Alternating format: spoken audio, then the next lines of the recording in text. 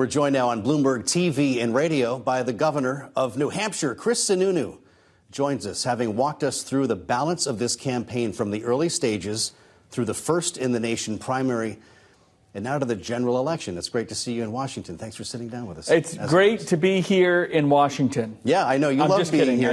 I'm not a big fan of this town, but it's great to be here in Bloomberg. Well, yeah, we like the sound of that. There was a big moment and an interesting opportunity to be sitting down with you today after hearing from Nikki Haley, also in Washington yesterday, that she's going to be voting for Donald Trump. Was that an endorsement, or is she just sharing her personal plans? Yeah. It's so funny. People will say, "Well, if you're voting for them, are you endorsing them? Are you supporting them? Are you campaigning with?" Is there a difference? I think I would never speak for Nikki Haley, but like myself, we're going to vote for her. Obviously, we have a lot of complaints about Donald Trump, as a lot of folks do. I know. But elections are about choices. They really are. It's A or B. You don't have to be all or one. You don't have to be extreme.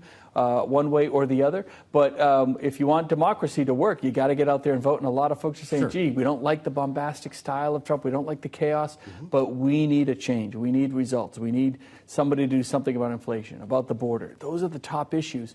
And I think Nikki did a great job kind of pointing that out, that, look, people care about issues. You have to talk about these issues. You can't just kind of say, we know you have record credit card debt, but ignore that. You're all fine. Bidenomics is working. It's not, right?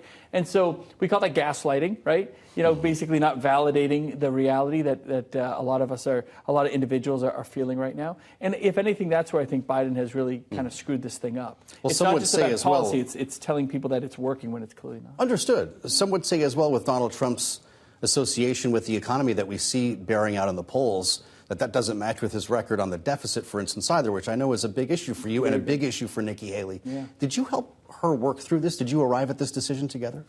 No. I love Nikki. I think she's the best. I wanted, since she got out of the race, I wanted her to be nothing but happy, spending some time with her family. Her husband finally got home after nearly a year-long deployment, so I know she's spending a lot of time with him, and that's been wonderful. She came out and she had an event yesterday and was asked, and she said she was going to vote for Trump. Yes. But I think she also made a really critical point, which was there's still a lot of voters out there that have to be earned, and Trump has to do some work. He's got to do some work on the issues. He's got to do some work to make sure that all those folks that may not have voted for him in the primary on the Republican side are going to come home, and they're not going to do it just because. He's got to go earn them. But there's time for him to do that. Biden has a bigger challenge on his hands, I think, in that I think Biden's base has walked from him more than the Trump base has walked from Trump. I think independents are walking away from Biden. I think the younger voters that really should be all with Biden right now, a lot of them just won't vote. So Biden has his own set of chores in the next 6 months. Well, that's clear, and it's bearing out in our own polling here at Bloomberg. And my God, the Trump base won't budge, even as he sits in criminal court. But she said more than, as you point out, more than just that she was going to vote for him. There was one particular line that stuck out to me. A loud part, she said, of each party wants us to abandon our allies, appease our enemies, and focus only on the problems we have at home. She said this worldview has already put America in great danger, and the threat is mounting by the day. That sounds like she's speaking to Donald Trump. Who's the audience there? Well, so a couple things. When it comes to foreign policy, appreciating that you get world peace through America's strength, I think there's no one better in understanding those issues than Nikki Haley. So I think she's just spot on. Is she worried about those this protectionist bent in the Republican Party? It's not just the Republican Party. Look, when you look at folks that say international issues are the most important, it's about a 50-50 split. Those who think Trump portrays an image of strength that Biden doesn't portray. I think some of Biden's policies were more in line with where we should be, but he doesn't portray the strength. He's kind of gone back and forth on Israel, right? I'm a big supporter of Israel. Got to stand with him unquestionably. He was unquestionably with him on May 7th, and on May 8th, he's like, by the way, we're going to withhold weapons. So you can't have your foot half in and half out. That kind of inconsistency is a problem for Biden. I think some of Trump's statements, quasi-supportive of Putin and calling him this smart guy and all of that sort of thing, that stuff scares people as well. So I think they both have a lot of problems on the international front. Well, this is an interesting view to hear from you on both of these, because, it's supposed to be my job to try to make you turn into a pretzel to explain to me why you want to vote for Donald Trump or plan to vote for Donald Trump. Of course. After effectively mounting a strong campaign against him and helping Nikki Haley. You've already done that interview. I want to bring it back to the Snowshoe Club in Concord the night before the primary. And there was hope inside the barn that night that something different, that there was an alternative. And this person, Nikki Haley, had everybody talking as they were drinking by the fire and wondering what might happen the next day after you did a lot of work in the state for her. What happens to those old-line Reagan Republicans? What happens to the donors who followed Nikki Haley or the suburban women who support still, and by the way, some early primaries that we've seen, they're still showing up in primaries for Nikki Haley? Do they stay home? Or do you tell them to go? I think, the majority of them will come over and vote for Trump. But I think Nikki made a great point. There's still a lot of them and that have to be earned. And I go back to that point. It's not that they can't be earned.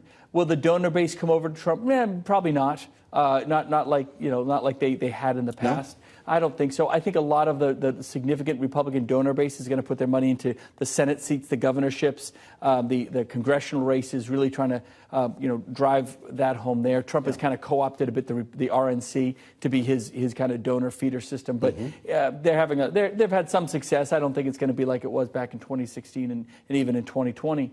The voters themselves, though, those are the ones that have to be spoken to, and there's plenty of time for Trump to do that if he wants to earn them on the Republican side.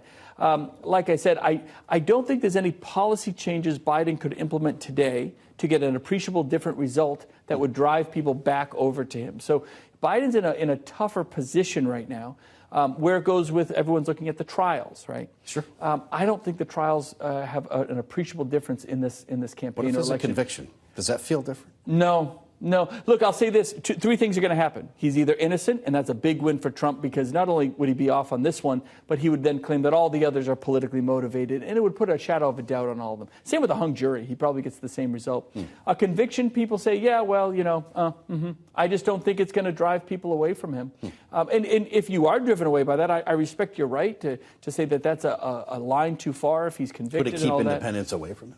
No, I don't think so. Because independents... They break Trump even with a conviction. If they've already broken away from Biden, it's because they don't like the convictions, they don't like January 6th, they don't like election denial, but they are getting crushed by inflation. Inflation is the issue of the day. There's no question about it. And the border. Those are still remain to be the top two issues.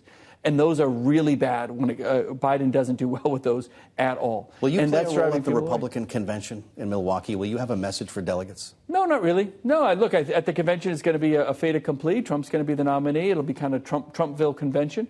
If I go out there, maybe I'll go to do some. But you're a unicorn in the Republican Party. Shouldn't he invite Chris Sununu? I don't care. No, I've been invited. I don't convention. I don't know to speak. I don't know if they've settled all that. But I've been invited. I may go out. I may not. It really depends on the schedule. But if anything, it's a logistics nightmare. You better believe it. There's like a lot of travel. You got to stay like an hour away. I think conventions are a big logistics mess. Well, yeah, that's good. Either way, that part's true. It's kind of like going to the Super Bowl. I think I'd rather just watch it from home. Donald Trump has found religion on early voting, which I find fascinating. He's encouraging people to embrace this now after demonizing it for years. Yeah, this requires a re-education, some would argue, of a Republican electorate who now think early voting is evil. Yeah, I will say this. I don't like early voting either. I don't think Trump likes early voting, but I think what the Republican Party is saying, if the rules in your state allow for early voting, then get out and do early voting. Play by the rules. Don't just sit there and don't do absentee or don't do early voting. You got to play by the rules to make sure you're getting out the vote, because that's what this is all about. Play the cards you have. Yeah, so I don't think any of us like early voting. I think there's a lot of problems with it. Yeah. But in the states where it's allowed, you better play by those rules, and Republicans better go out there and work hard at it. We saw something very troubling in our latest Bloomberg swing state poll. It came out just yesterday. Half of the electorate in the swing states that are going to decide this election are fearing violence. They fear an outbreak of violence surrounding this election. The conventions we just mentioned, around the election itself, if it's undecided for days, people have shades of January 6th still, of course, in their memories. But it was equal shares. Democrats and Republicans had this same fear. What are governors like you going to have to do to keep this election Well, let's understand safe? why that is. You're seeing what's happening on college campuses right now, right? The protests, the violence, it's not peaceful protests. They think as long as it's in the name of social justice, it's okay to break the rules and break the law. It's not. Yeah. It's absolutely not. We're a nation of laws, and you have to nip it. So as governors, for example, when we looked at what was happening in the universities, we were very proactive. We talked to them. We were transparent. What are the rules? What are the guidelines? Where will you make arrests? Hold folks accountable if you kind of nip nip it in the bud early, you can really make sure that it doesn't fester to something bigger. States that didn't handle it early, or university systems that didn't handle it early, bring in law enforcement, do the right thing. They're the ones that are suffering the most. On the other side of things, you have the election denial and all that sort of thing, the fears of January 6th. That's legitimate. We've seen it sprout up in January 6th, and so obviously there's concerns on the other side there. The one thing I try to encourage folks is to be optimistic. As all the election denial, guess what? Biden won the election, and he was deemed the winner. And there was a smooth transition of power post-January 6th, but on January 20th, Biden slept at the White House, right? So it worked out. And so I've had folks say, yeah, but I was from Arizona, and they said my vote didn't count. But it did count. And even though they challenged it, the system worked, right? The institution stood strong through all those wins and all those pressures. Our institutions stood strong. And you believe they will again? I do. I believe in the institutions. Look, our institutions have stood strong through everything from civil wars, world wars, pandemics, 9/11, January 6th. They're tough times. They're big bumps in the road. But, man, our founding fathers really designed the system well and believe in it because it has worked. Up until now. And I'm very optimistic about, even though there may be bumps in the road and complaints on both sides or whatever might come, America's going to be okay. Sun's going to come up.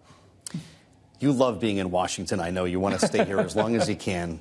But when you're back home and you're walking down Elm Street in Manchester and you're talking to people, what is it that gives you hope? What are we missing here in the Capitol? Look, I would say this. There's a lot of talk about democracy being eroded. And I go back to that. And if anything, I tell people, I'm not trying to tell you how to vote. You vote for Trump, vote for Trump. Vote for Biden, vote for Biden. Do whatever you want, but vote. Do not let anyone tell you, well, just don't vote. That's the most un-American thing you can do, because so many people on this planet don't have the ability to vote and choose their leadership. And at the heart of it, you can't say democracy is being eroded, democracy is being threatened, but I won't participate in democracy. That's crazy, right? Your vote is all that will decide who leads this country, who leads your school board, who leads in your governorships or your mayor. Your vote is everything to that process. So don't waste the opportunity to make sure your voice is heard. Your voice is valid. It has merit. I mean, we've had presidential elections, go back to 2000, that have come down to a couple hundred votes here or there. Right? You never know where it's going to be. In all of these toss-up states, as you pointed out, even New Hampshire now is a toss-up. Holy smokes, that hasn't happened in 20 years. It's always been Democrats on the presidential side have always won. They have this really awesome Republican governor, but the Democrats on the presidential side have won for quite a while. But again, you just don't know what's going to happen. So I think you're going to see a higher voter turnout than most people think. I think what gives me hope is that the institution stands strong, your vote does matter, and I have a lot of confidence that regardless of the outcome, we are going to have a peaceful transition of power.